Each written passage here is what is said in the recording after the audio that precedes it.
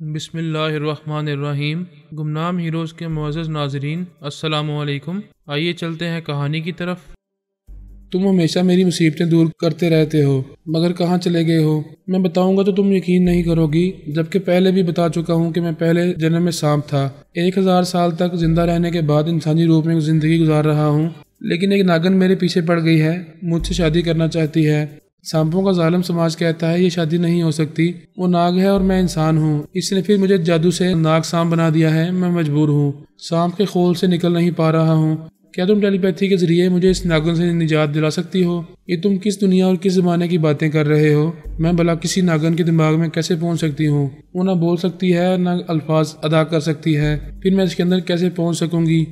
میرے نصیب، ناگن نے کہا ہے جب تک میں اس سے شادی نہیں کروں گا اور اسے 1 درجن بچے پیدا کرنے کا چانس نہیں دوں گا، تب تک وہ مجھے انسانی روپ میں نہیں آنے دے گی۔ مجھے یقین نہیں آ رہا ہے کہ سائنسی ترقی کے اس دور میں ایسا ہو سکتا ہے۔ تم مجھے الو تو نہیں بنا رہے ہو؟ بنانے کی ضرورت ہی نہیں ہے۔ کیا مطلب، مجھے الو کہہ رہے ہو؟ کیا الو اتنا عقل مند ہوتا ہے کہ اسرائیل سے پرواز کر کے روس پہنچ جائے؟ تم دیکھ رہے ہو کہ میں کتنی کامیابی سے یہاں قدم جما رہی ہوں، تو پھر قدم جماتی رہو، مجھے کیوں یاد کرتی ہو؟ تم میری زندگی میں سب سے زیادہ اہمیت رکھتے ہو، پلیز مجھے بتاؤ کہاں ہو اور کب ملو گے؟ ملوں گا، ضرور ملوں گا، مگر 1 درجن سپولیے پیدا کرنے کے بعد۔ یہ کہہ کر وہ اس کے خواب کی اسکرین سے غائب ہو گیا۔ تیج پال لا علمی میں نقصان اٹھا رہا تھا۔ کرونا اور پارس نے بہت پہلے جوزو وسکی کو اپنا معمول بنایا تھا، وہ اب بھی ان کے زیر اثر تھا۔ مائک مورو مارا جا چکا تھا اور خود تیج پال محفوظ نہیں تھا۔ پارس کسی وقت بھی اس کے اندر جا کر اس کا تختہ الٹ سکتا تھا، لیکن اس کی ضرورت نہیں تھی۔ وہاں تیج پال اقتدار میں رہتا یا کرونا اس پر غالب آتی تو پارس کسی کے بھی دماغ میں رہ کر ان کے منصوبوں کو سمجھتا رہتا۔ ایک طرح سے وہ خود وہاں کا حاکم رہتا۔ بابا صاحب کے ادارے کی یہ پالیسی تھی کہ ٹرانسفارمر مشین کو عام کیا جائے، لیکن ہر ملک کے ٹیلی پیتھی جاننے والوں پر اپنی مضبوط گرفت رکھی جائے۔ وہ جب تک ہمیں نقصان پہنچانے کے منصوبے نہ بنائیں، اس وقت تک ہم ان کے خلاف کوئی کارروائی نہ کریں، خاموشی سے ان کے دماغوں میں جاتے آتے رہیں، ان کی سازشوں اور ان کے ناپاک عزائم سے باخبر رہا کریں۔ اسی لیے پارس وہاں کے سب سے بڑے اور اہم ٹیلی پیتھی جاننے والے تیج پال کے اندر پہنچ کر بھی اس پر اپنی برتری نہیں جتا رہا تھا، خاموشی سے وہاں ہونے والے تماشے دیکھتا رہتا تھا۔ تیج پال اس حقیقت سے بھی بے خبر تھا کہ امریکی ٹیلی پیتھی جاننے والا نمبر 1 ان کی ٹیم میں گھس رہا ہے۔ جب بڑی رابرٹ کی دماغی کمزوری دور ہو گئی تھی اور ترمیمی عمل کے ذریعے اس کے دماغ کو لاک کیا جا رہا تھا، تو اس وقت نمبر 1 بڈی کے اندر موجود تھا۔ اب وہ بڈی کے اندر خاموش رہتا تھا اور ان کے حالات سے واقف ہوتا رہتا تھا۔ پارس بھی نمبر 1 کی موجودگی سے بے خبر تھا۔ دوسری طرف نمبر 1 بھی یہ نہیں جانتا تھا کہ پارس کرونا کا محافظ اور مددگار ہے۔ اسے بڈی کے ذریعے اتنا ہی معلوم تھا کہ کرونا اسرائیل سے فرار ہو کر آئی تھی اور تیج پال وغیرہ نے اسے اپنی معمول بنا لیا تھا۔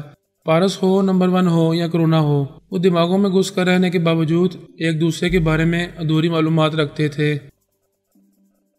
مارلی کا قلعہ بہت ہی وسیع و عریض تھا۔ اس کے اندر سینکڑوں مسلح گارڈز، کنیزیں اور دوسرے خدمتگار رہتے تھے۔ جب میں پہلی بار مارلی کے ساتھ اس قلعے میں گیا تھا، تبھی ہمارے تمام ماتحتوں نے وہاں کے ایک فرد کو ہپنوٹائز کر کے ان کے دماغوں کو لاک کر دیا تھا۔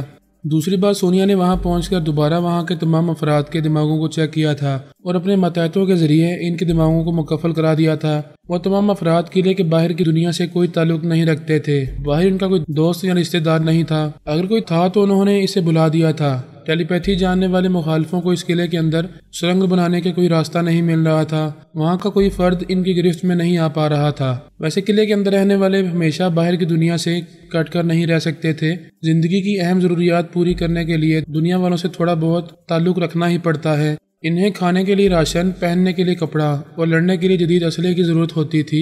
یہ سب کچھ حاصل کرنے کے لیے قلعے کی انتظامیہ کے اہم عہدیداروں کو باہر جانا پڑتا تھا۔ یہ اطمینان تھا کہ باہر جانے والے افراد یوگا کے ماہر ہیں، کوئی ان کے اندر نہیں آ سکے گا۔ اگر کوئی اتفاقاً زخمی ہوگا یا کسی حادثے کا شکار ہوگا تو یہ سمجھا جائے گا کہ دشمن اس کے اندر جگہ بنا رہے ہیں۔ انتظامیہ کے 2 عہدیدار اور 6 مسلح گارڈ 15 دن میں قلعے کے باہر آ کر جزیرے کی مارکیٹ سے راشن اور دوسری ضروریات کا سامان خرید کر لے جاتے تھے۔ مسٹری مین، کوبرا اور بائرن ٹوڈ کے ساتھی اسی انتظار میں تھے کہ زندگی کی اہم ضرورتیں انہیں قلعے سے باہر لائیں گی۔ ان سب کے اہلکار ان سے دور دور رہ کر ان میں سے کسی ایک کو ٹریپ کرنے کی کوشش کرنے لگے۔ سبھی کو ٹریپ کرنے سے بید کھل سکتا تھا۔ وہ کسی ایک کے اندر جگہ بنا کر اس قلعے کے اندر جا سکتے تھے، پھر رفتہ رفتہ دوسروں کو بھی اپنا معمول بنا سکتے تھے۔ کوبرا کے ایک اعلی کار نے قلعے کے ایک مسلح گارڈ کو چاقو سے زخمی کیا۔ یہ بات سمجھ میں آنے والی تھی کہ اسے زخمی کیوں کیا گیا ہے۔ کوبرا نے اجلت میں حماقت کی تھی۔ دوسرے مسلح گارڈ نے اس اعلی کار کو گولی مار دی، لیکن کوبرا اس زخمی کے دماغ میں پہنچ گیا۔ ایک عہدیدار نے کہا، اس زخمی کو ہسپتال پہنچاؤ، جب اس کے زخم بھر جائیں تو اسے 2 ماہ کی تنخواہ دے کر اس کی چھٹی کر دو، آئندہ یہ کبھی قلعے کے اندر قدم نہیں رکھے گا۔ کوبرا اپنے مقصد میں ناکام رہا تھا۔ مسٹری مین نے ان نون کو اسی علاقے سے ہٹا کر امریکہ بھیج دیا تھا۔ اس کی جگہ دوسرا ٹیلی پیتھی جاننے والا ماتحت آ گیا تھا۔ اس کا نام وارنر تھا۔ وارنر اور بائرن ٹوڈ وغیرہ ان دکانداروں کے اندر پہنچتے جا رہے تھے جن سے قلعے کے عہدیدار سامان خرید رہے تھے۔ ان میں سے ایک عہدیدار واش روم میں گیا۔ وہاں وارنر نے اپنے ایک اعلی کار کے ذریعے اسے دبوچ لیا۔ دبوچنے والا پہلوان تھا۔ اس عہدیدار کے سانس رکنے لگے۔ وارنر نے اسے بہت ہی ہلکی سی دماغی تکلیف پہنچائی، پھر اسے اپنے اعلی کار سے نجات دلائی۔ وہ اپنی گردن سے ہلاتے ہوئے گہرے گہرے سانس لینے لگا۔ وارنر نے کہا، میں تمہیں زخمی نہیں کروں گا اور نہ ہی تمہارے اندر زلزلے پیدا کروں گا، بس اسی طرح ہلکی ہلکی سی تکلیف پہنچاؤں گا۔ تمہارے دوسرے ساتھی تمہاری ذہنی پریشانی کو سمجھ نہیں پائیں گے۔ اس عہدیدار نے اپنا سر تھام کر کہا، مجھے اس طرح تکلیف نہ پہنچاؤ، میں سانس نہیں روکوں گا، تم جو کہو گے وہ کروں گا۔ وارنر نے کہا، میں تمہارے اندر موجود رہوں گا، تم ذرا بھی چالاکی دکھانے کی کوشش کرو گے تو تمہیں عذاب میں مبتلا کر دوں گا۔ چلو واش بیسن سے منہ دھو کر بالوں میں کنگھی کرو، پھر فریش ہو کر اپنے ساتھیوں کے پاس جاؤ۔ وہ وارنر کی ہدایت کے مطابق فریش ہو کر اپنے ساتھیوں کے پاس آ گیا۔ کسی کو اس کی اندرونی تبدیلیوں کو پتہ نہیں چلا۔ وہ سب شام کی خریداری کرتے رہے، پھر بڑے ٹرک میں سامان لاد کر قلعے کے اندر چلے آئے۔ بائرن ٹوڈ اور اس کے ساتھیوں کو جیسی پکی پکائی کھیر مل گئی تھی، وہ بھی اس عہدیدار کو ٹریپ کرنے کے لیے واش روم میں جانا چاہتے تھے۔ پھر پتہ چلا کہ کوئی اور اسے اپنے شکنجے میں لے رہا ہے۔ وہ خاموشی سے اس کے اندر پہنچ کر تماشا دیکھنے لگے۔ اب انہیں کسی اور کو ٹریپ کرنے کی ضرورت نہیں تھی۔ قلعے کے اندر پہنچنے کے لیے وہ ایک ہی کافی تھا۔ وارنر اس بات سے بے خبر تھا کہ کوئی اور بھی اس عہدیدار کے اندر پہنچ گیا ہے۔ بائرن ٹوڈ وغیرہ اندازہ لگا رہے تھے کہ کوبرا اور ان نون میں سے کوئی اس عہدیدار کے اندر پہنچا ہوا ہے اور ان میں سے کسی ایک نے مسلح گارڈ کو زخمی کرنے کی حماقت کی تھی۔ وہ سب ایک طویل انتظار کے بعد قلعے کے اندر پہنچ گئے اور اب نہایت صبر و تحمل سے ٹھہر کر وہاں کے اہم افراد کو اپنا معمول بنانا چاہتے تھے۔ قلعے کے اندر 24 گھنٹوں میں 3 بار خدمت گاروں کی ڈیوٹیاں بدلتی رہتی تھی۔ جو مسلح گارڈز اور دوسرے خدمت گار رات کو آرام کرنے کے لیے اپنے رہائشی کوارٹرز میں جاتے تھے، انہیں بڑی رازداری سے ٹریپ کیا جا سکتا تھا۔ وہ بہت سوچ سمجھ کر ایسے ہی طریقہ کار پر عمل کرنے لگے۔ پہلی بار میں اور سونیا بھی ان کی ایسی خفیہ کارروائیوں سے بے خبر رہے۔ ہماری ٹیلی پیتھی جاننے والے ماتحت اس قلعے کے اندر جس پر شبہ ہوتا تھا، پھر اس کے چور خیالات پڑھ کر مطمئن ہو جاتے تھے۔ وارنر اور بائرن ٹوڈ رات کے پچھلے پہر جسے ٹریپ کرتے تھے، اس کے اندر تنظیمی عمل کے ذریعے یہ بات نقش کر دیتے تھے کہ ان کے دماغ میں کوئی دوسرا نہیں آتا ہے۔ وہ ہمیشہ کی طرح محفوظ ہیں اور پرائی سوچ کی لہروں کو محسوس کرتے ہی سانس روک لیا کرتے ہیں۔ اس بار دشمنوں کا طریقہ کار ایسا تھا کہ ہم میں سے کسی کو قلعے کے اندر ان کی موجودگی کا پتہ نہ چل سکا۔ مسٹری مین کے ماتحت وارنر کو یہ خبر نہیں تھی کہ بائرن ٹوڈ وغیرہ اس کے اعلی کار کے ذریعے قلعے کے اندر پہنچ گئے ہیں، اور بائرن ٹوڈ وغیرہ نے یہ معلوم کرنا ضروری نہیں سمجھا کہ ان کے علاوہ کوبرا یا ان نون میں سے کون وہاں موجود ہے۔ ان کی منزل مارلی تھی۔ وہ مارلی کے محل کے اندر پہنچنے کے لیے بہت ٹھہر کر سوچ سمجھ کر ایک ایک خدمت گار کو اپنا معمول بنا رہے تھے۔ وہ اس قلعے کے اندر تقریباً محل تک پہنچ گئے تھے۔ انہوں نے اپنے اعلی کاروں کے ذریعے دور سے مارلی کو محل کے مختلف حصوں میں دیکھا تھا۔ اس کے ساتھ بلی بھی نظر آتی تھی۔ انہیں اطمینان حاصل ہو رہا تھا کہ وہ منزل کے بالکل قریب پہنچ رہے ہیں۔ اب وہ دشمن کو کسی خوش فہمی میں مبتلا نہیں رہنا چاہتے تھے۔ وہ کئی بار کامیابی کا فریب کھا چکے تھے، کئی بار مارلی کو قتل کر چکے تھے، پھر بھی وہ زندہ تھی۔ اب وہ اسے حاصل کر کے، اسے قتل کر کے، پھر قلعے پر قبضہ کر کے یقین کرنا چاہتے تھے کہ اب کامیابی حاصل ہوئی ہے۔ منزل کے اتنے قریب پہنچنے کے بعد میں انہیں کھٹک رہا تھا۔ وہ جانتے تھے کہ میں مارلی سے دماغی رابطہ کرتا رہتا ہوں۔ ان کے لیے یہ ایک بہت بڑا مسئلہ تھا کہ وہ کس طرح مجھے مارلی کے دماغ میں آنے سے روکیں گے۔ فی الحال ایک ہی بات ان کی سمجھ میں آ رہی تھی کہ جب وہ رات کو محل میں سو رہی ہو تو اس وقت میں اس کے دماغ میں نہیں ہوں گا۔ اس وقت وہ ایک لمحہ بھی ضائع کیے بغیر اسے گولی مار سکیں گے۔ وہ مارلی کو مٹانے سے پہلے وہاں کے تمام اہم عہدیداروں اور مسلح گارڈز کے دماغوں پر قبضہ جما رہے تھے۔ انہوں نے اب سے پہلے اس قدر محتاط رہ کر کام نہیں کیا تھا۔ مجھ سے بار بار شکست کھانے کے بعد انہیں میرے حفاظتی انتظامات کا توڑ کرنا آ گیا تھا۔ میں اور سونیا خیال خونی کے ذریعے قلعے میں رہنے والی ڈمی مارلی اور وہاں کے اہم عہدیداروں کے اندر کبھی کبھی جاتے تھے۔ ان کے خیالات ہمیں بتاتے رہتے تھے کہ وہ پہلے کی طرح محفوظ ہیں اور کوئی دشمن ان کے اندر نہیں آتا ہے، جبکہ وہ وارنر اور بائرن ٹوڈ وغیرہ کے محکوم بن چکے تھے۔ ہم نے دشمنوں کے منصوبے سے باخبر رہنے کے لیے مسٹری مین کے ماتحت ان نون اور کیری گرانٹ کے اندر جگہ بنائی تھی، لیکن وہ دونوں ہانگ کانگ اور مارلی کے معاملات سے دور تھے۔ ہمیں یہ نہیں معلوم ہو سکا کہ مسٹری مین اپنے تیسرے ماتحت وارنر سے کام لے رہا ہے اور کامیابی سے قلعے کے اندر قدم جماتا رہا ہے۔ ہم نے کوبرا کے خیالات پڑھ کر یہ معلوم کیا تھا کہ اس نے قلعے کی انتظامیہ کے عہدیداروں کے ساتھ باہر جانے والے ایک مسلح گارڈ کو زخمی کیا تھا، لیکن کوئی کامیابی حاصل نہ کر سکا۔ اس زخمی کو قلعے کی ملازمت سے سبق دوش کر دیا تھا۔ اس طرح کوبرا قلعے کے باہر ہی بھٹک رہا تھا۔ وارنر اور بائرن ٹوڈ کو اس قلعے میں پہنچنے کے بعد فوراً ہی کامیابی حاصل نہیں ہوئی تھی۔ وہ جس قدر احتیاطاً اور تاخیر سے کام لے رہے تھے، اسی قدر کامیاب ہوتے جا رہے تھے۔ وہ تقریباً 4 ماہ تک وہاں کے ایک دماغ میں سرنگ بناتے رہے۔ آخر میں مارلی کے محل کے اندر اس کے خاص باڈی گارڈز کے دماغوں میں بھی انہوں نے جگہ بنا لی۔ سب سے آخری مرحلہ یہی تھا کہ وہ رات کے کسی حصے میں بیڈ روم کے اندر پہنچ کر مارلی کو گولی مار دیتے، مگر اس سے پہلے آپس میں لڑنے کا مرحلہ آ گیا تھا۔ وہاں اب تک وارنر جس مسلح گارڈ یا خدمتگار کو اپنا معمول بناتا تھا، وہاں ترمیمی عمل کے دوران بائرن ٹوڈ وغیرہ پہنچ جاتے تھے، اور جہاں بائرن ٹوڈ وغیرہ ترمیمی عمل کرتے تھے وہاں مسٹری مین اور وارنر پہنچ جایا کرتے تھے۔ انہوں نے دانشمندی سے یہ فیصلہ کیا تھا کہ ایسے وقت ایک دوسرے سے نہیں لڑیں گے، اگر آپس میں دشمنی کریں گے تو کبھی مارلی تک نہیں پہنچ پائیں گے۔ لیکن اب یہ فیصلہ کرنا ضروری ہو گیا تھا کہ مارلی کی ہلاکت کے بعد اس قلعے کا مالک و مختار کون ہوگا۔ بائرن ٹوڈ نے کہا، پہلے یہ معلوم ہونا چاہیے کہ تم لوگ کون ہو، ہم بھی اپنے بارے میں تمہیں بتائیں گے۔ مسٹری مین نے کہا، بتانے کی بات نہ کرو، بتا دو، دیر کیوں کر رہے ہو؟ پہلے تم بتاؤ کون ہو، ہمارا اندازہ ہے کہ کوبرا نہیں ہو، ان نون ہو۔ مسٹری مین نے کہا، نظر بد دور، بڑی دور کی نظر رکھتے ہو، تعارف کے بغیر پہچان گئے۔ ہاں میں ان نون ہوں۔ مسٹر ان نون، تم تنہا نہیں ہو، تم نے قلعے کے درجنوں افراد کو تنہا ہپنوٹائز نہیں کیا ہے، تمہارے ساتھ کوئی اور بھی ہے۔ میرا ایک ساتھی ہے، تم صرف مجھ سے رابطہ رکھو، میرے ساتھی سے تعلق نہ رکھو، میں بھی تمہارے ساتھیوں کے بارے میں کچھ نہیں پوچھوں گا۔ بائرن ٹوڈ نے کہا، ہمیں اس قلعے میں دوست بن کر رہنا ہے، اس لیے ایک دوسرے سے کھل کر دوستی کرنا بہتر ہوگا۔ ایک دوسرے سے کچھ چھپانے والے دشمن ہوتے ہیں، ہماری دشمنی سے دوسرے دشمنوں کو قلعے میں گھسنے کا موقع مل جائے گا۔ مسٹری مین نے کہا، تم باتیں بنا رہے ہو، اپنا نام نہیں بتا رہے ہو۔ میرا نام بائرن ٹوڈ ہے اور میرے پاس ٹیلی پیتھی جاننے والوں کی مضبوط ٹیم ہے۔ تمہیں جانتا ہوں، تم بھی جان لو، میرے پاس بھی ٹیلی پیتھی جاننے والوں کی ایک مضبوط ٹیم ہے۔ ان نون میرا ایک ماتحت ہے، میں یورپ اور امریکہ میں انڈر ورلڈ کے 80% گاڈ فادرز پر حکمرانی کرتا رہتا ہوں۔ ایک بار تم سے بھی کہا تھا کہ مجھ سے دوستی کر لو، میری ٹیم میں شامل ہو جاؤ، ہم پوری دنیا پر حکومت کریں گے۔ اچھا تو تم مسٹری مین ہو، مجھے یاد ہے تم نے مجھے آفر دی تھی، میں نے انکار کر دیا تھا۔ میں اپنی ٹیم کے ساتھ تنہا اپنے علاقوں پر حکومت کرتا ہوں، قلعے اور جزیرے پر تنہا حکومت نہیں کر سکو گے۔ تقدیر تمہیں میرے پاس لے آئی ہے، اب دور نہیں بھاگ سکو گے۔ میں بھاگتا نہیں ہوں، بھگا دیتا ہوں۔ یاد رکھو، مجھ سے دوستی کرنے کے بعد دشمنی کبھی نہ کرنا، تمہیں اور تمہارے ٹیلی پیتھی جاننے والوں کو بھاگنے کا راستہ نہیں ملے گا۔ مسٹری مین نے ہنستے ہوئے کہا، تم دوستی کرنے سے پہلے دشمنوں کی طرح چیلنج کر رہے ہو۔ یہ ایک کھلی حقیقت ہے کہ سبھی ٹیلی پیتھی جاننے والے ناقابل اعتماد ہوتے ہیں، اس لیے میں دوستی نہیں کروں گا، سمجھوتا کروں گا۔ میں بھی حالات سے مجبور ہوں، سمجھوتا کروں گا۔ سب سے پہلا سمجھوتا یہ ہوگا کہ تم قلعے کے انچارج اور سیکیورٹی افسران کو ٹریپ نہیں کرو گے، میں انہیں اپنا معمول بنا چکا ہوں۔ ٹھیک ہے، میں نے بھی جتنے مسلح گارڈز اور انتظامیہ کے عہدیداروں کو اپنا معمول بنایا ہے، تم دھوکے سے انہیں ہپنوٹائز نہیں کرو گے۔ تم کیسے ہی چال چلو، مجھے دھوکے کا علم ہو جائے گا، میں یہاں 24 گھنٹے محتاط رہوں گا۔ دشمن جب میدان میں اترتے ہیں تو جنگ شروع کریں یا نہ کریں، بڑک ضرور مارتے ہیں، ایک دوسرے کو لڑکارتے ہیں، اپنے ناقابل شکست ہونے کا رعب اور دبدبہ قائم کرتے ہیں۔ وہ دونوں بھی ایک دوسرے پر اپنی دہشت طاری کرنا چاہتے تھے۔ انہوں نے قلعے کے تمام معمولوں کے دماغوں پر یہ حکم نقش کیا تھا کہ رات 1 بجے کے بعد وہ کسی بھی پرائی سوچ کی لہروں کو محسوس کرتے ہی سانس روک لیں گے۔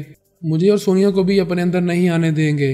ہمارے تمام ماتحتوں نے انہیں ہپنوٹائز کیا تھا، وہ اس ترمیمی عمل کے اثر سے نکل جائیں گے، صرف مسٹری مین، وارنر اور بائرن ٹوڈ کے غلام بن کر رہیں گے۔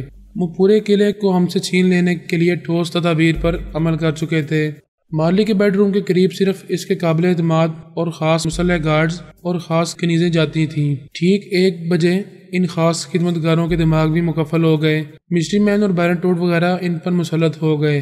وہ مسلح گارڈز اپنے نئے ٹیلی پیتھی جاننے والے آقاؤں کے زیر اثر مارلی کے بیڈ روم میں دندناتے ہوئے آ گئے۔ وہ سو رہی تھی، ہڑبڑا کر اٹھ بیٹھی، اپنے خاص گارڈز کو دیکھ کر بولی، تم لوگ بغیر اجازت بیڈ روم میں آئے ہو، بات کیا ہے؟ ایک نے کہا، تمہیں یہاں سے اوپر والے بیڈ روم میں پہنچانے آئے ہیں، وہاں آرام سے سوتی رہو گی۔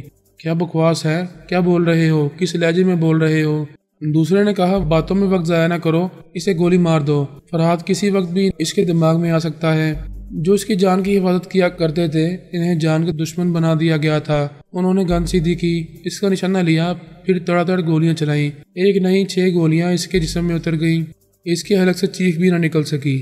جزیرے اور قلعے پر برسوں سے حکمرانی کرنے والی بڑی خاموشی سے مر گئی۔ وہ سب گمسم خاموش کھڑے رہ گئے۔ مسٹری مین اور بائرن ٹوڈ وغیرہ اپنے ان اعلیٰ کاروں کے اندر رہتے ہوئے فرش پر پڑی ہوئی لاش کو دیکھ رہے تھے۔ انہیں یقین نہیں آیا تھا کہ وہ مارلی ماری جا چکی ہے جو فرحاد علی تیمور کی پناہ میں محفوظ رہتی تھی۔ دشمن اسے بار بار ہلاک کرتے تھے، وہ پھر زندہ ہو جاتی تھی کہ آئندہ پھر اطلاع ملے گی کہ وہ زندہ ہے اور اس کے دھوکے میں کسی کی ڈمی کو قتل کیا گیا ہے۔ بائرن ٹوڈ نے کہا ہمیں یقین نہیں آ رہا ہے، کیا یہ سچ مچ مارلی ہے؟ کیا ہم نے واقعی مارلی کو ہلاک کیا ہے؟ مسٹری مین نے کہا ہمیں ہر پہلو سے تصدیق کرنا چاہیے کہ یہ مارلی کی لاش ہے، اس کا لباس اتار کر پیدائشی نشان دیکھو۔ ایک اعلی نے اس کے لباس کے ایک حصے کو پھاڑ دیا، وہاں ایک پیدائشی نشان تھا لیکن مارلی کے پیدائشی نشان کی کوئی تصویر نہیں تھی۔ ہانگ کانگ کے انٹیلیجنس ڈپارٹمنٹ سے اس کی تصویر اور انگلیوں کے نشانات مل سکتے تھے۔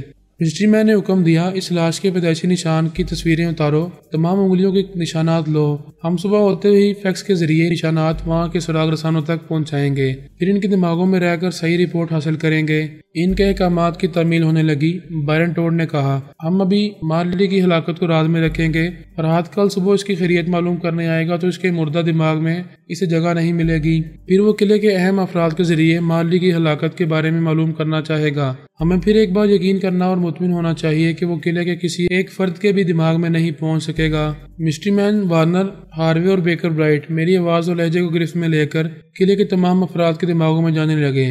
وہ سب میری سوچ کی لہروں کو محسوس کرتے ہی سانس روکنے لگے۔ انہوں نے دوسرے لب و لہجوں کو بھی آزمایا، وہاں ان کے سوا کوئی بھی ٹیلی پیتھی جانے والا نہیں پہنچ سکتا تھا۔ ان کے دماغوں کے علاوہ قلعے میں داخل ہونے والے تمام دروازوں کو بھی مضبوطی سے لاک کیا گیا تھا۔ الیکٹرونک آلات کے ذریعے قلعے کے قریب آنے والوں کو اندر بے شمار ٹی وی اسکرین پر دیکھا جا سکتا تھا۔ کوئی بھی دروازے کے قریب پہنچتا تو خطرے کی گھنٹیاں بجنے لگتی تھیں۔ اس کے باوجود اگر قریب آ کر دروازوں کو ہاتھ لگاتا تو بجلی کے جھٹکوں سے مارا جاتا۔ اس قلعے کو مستقل طور سے بند کر دیا گیا تھا، نہ کوئی اندر جا سکتا تھا نہ اندر والے باہر آ سکتے تھے۔ انہوں نے طے کیا تھا کہ صرف ہیلی کاپٹر کے ذریعے قلعے میں ضروریات زندگی کا سامان پہنچایا جائے گا۔ جب ہیلی کاپٹر قلعے کے اندر سے باہر جائے گا تو مسٹری مین اور بائرن ٹوڈ اس میں سوار ہو کر باہر جانے والوں کے دماغوں میں مستقل رہیں گے۔ جب وہ تمام ضروری سامان لے کر قلعے کے اندر آ جائیں گے تب وہ مطمئن ہوں گے کہ کوئی دشمن کسی طرح اندر آنے کے لیے سرنگ نہیں بنا رہا ہے۔ میں سونیا کے ساتھ ہانگ کانگ کے ایک ساحلی بنگلے میں تھا۔ وہاں ہماری رہائش کا مقصد یہ تھا کہ ہم وہاں کی زیر زمین دنیا کو ختم کر دیں، کسی کو بھی گاڈ فادر بننے نہ دیں، جرائم کو پنپنے نہ دیں۔ ہم اپنی دنیا سے شیطانیت کو ختم نہیں کر سکتے تھے مگر کم کر سکتے تھے۔ ہماری اب تک کی جدوجہد کے نتیجے میں عارضی طور پر اسمگلنگ رک گئی تھی۔ جزیرہ لنتاؤ کے ساحل سے کسی بھی اسمگلر کا جہاز نہیں گزرتا تھا۔ یہ سب جانتے تھے کہ اس علاقے میں ٹیلی پیتھی جاننے والے اقتدار کی جنگ لڑ رہے ہیں۔ جب تک اسمگلروں اور دیگر بڑے مجرموں کی پشت پناہی کرنے اور انہیں تحفظ دینے کے لیے ان کی حمایتی ٹیلی پیتھی جاننے والے کامیاب نہیں ہو سکیں گے، تب تک وہ جزیرے کے قریب سمندر سے اپنا مال لے کر نہیں گزر سکیں گے۔ اور اب وہ تمام ٹیلی پیتھی جاننے والے کامیاب ہو گئے تھے جو اس قلعے اور جزیرے پر حکمرانی کے خواب دیکھتے رہے تھے۔ اب وہ پہلے کی طرح زور و شور سے جرائم کا بازار گرم کرنے والے تھے۔ فی الحال انہوں نے پورے اسرار خاموشی کی اختیار کی تھی۔ پہلے وہ ہمارا اور ہانگ کانگ کے سرکاری اداروں کا رد عمل دیکھنا چاہتے تھے۔ دوسرے دن انٹیلیجنس کے ڈی جی کو معلوم ہوا کہ قلعے سے مارلی کے انگلیوں کے نشانات فیکس کے ذریعے بھیجے گئے ہیں اور ان کا ایک ماہر ان نشانات کے سلسلے میں رپورٹ دینے والا ہے۔ ڈی جی نے اس ماہر سے پوچھا یہ نشانات کس نے فیکس کیے ہیں؟ وہاں کوئی گڑبڑ تو نہیں ہو رہی ہے؟ پتہ نہیں۔ وہاں کے انچارج نے فون پر کہا تھا کہ وہ محتاط رہنے کے لیے ہر ہفتے میڈم مارلی کے نشانات چیک کرتا رہے گا، کیونکہ دشمن آئے دن کسی نہ کسی مارلی کو ہلاک کرتے رہتے ہیں۔ وہ ٹیلی پیتھی کے ذریعے ان کی مارلی کی جگہ کسی ڈمی کو لا سکتے ہیں۔ ڈی جی نے پوچھا ان انگلیوں کے نشانات کی موجودہ رپورٹ کیا ہے؟ سر، اصلی مارلی کی انگلیوں کے نشانات ہمارے ریکارڈ میں محفوظ تھے، ہم ان سے کسی بھی نئے نشانات کا موازنہ کرتے تھے۔ یہ حیرانی اور پریشانی کی بات ہے کہ مارلی کی انگلیوں کے اصل نشانات کا ریکارڈ گم ہو گیا ہے یا اس کی ریکارڈ فائل غائب کر دی گئی ہے۔ یہ کیا بکواس ہے؟ ہمارے ریکارڈ روم سے وہ فائل کون چرا سکتا ہے؟ ٹیلی پیتھی جاننے والے ہمارے دماغوں سے اہم راز چرا لیتے ہیں۔ فائل تو معمولی چیز ہے۔ جب تک ٹیلی پیتھی جاننے والوں کی فوج ہمارے علاقے میں رہے گی ہمارا کوئی راز محفوظ نہیں رہے گا۔ لیکن مارلے کی انگلیوں کے نشانات چرانے والے کیا فائدہ حاصل کرنا چاہتے ہیں؟ یہ تو ان کی حماقت ہے۔ ہم آج ہی میڈم مارلے کی انگلیوں کے نشانات قلعے سے حاصل کر سکتے ہیں، وہ وہاں موجود ہے۔ سر، اسی کے نشانات تصدیق کے لیے یہاں بھیجے گئے ہیں۔ ہم اپنی فائل کے بغیر تصدیق نہیں کر سکیں گے۔ اس کا مطلب ہے مارلی کے دشمن اصل کو غائب کر کے ڈمی مارلی کو پیش کرنا چاہتے ہیں، اس لیے فائل چرائی گئی ہے تاکہ انگلیوں کے اصل نشانات سے تصدیق نہ کی جا سکے اور وہ ڈمی کو اصل مارلی ثابت کرتے رہیں۔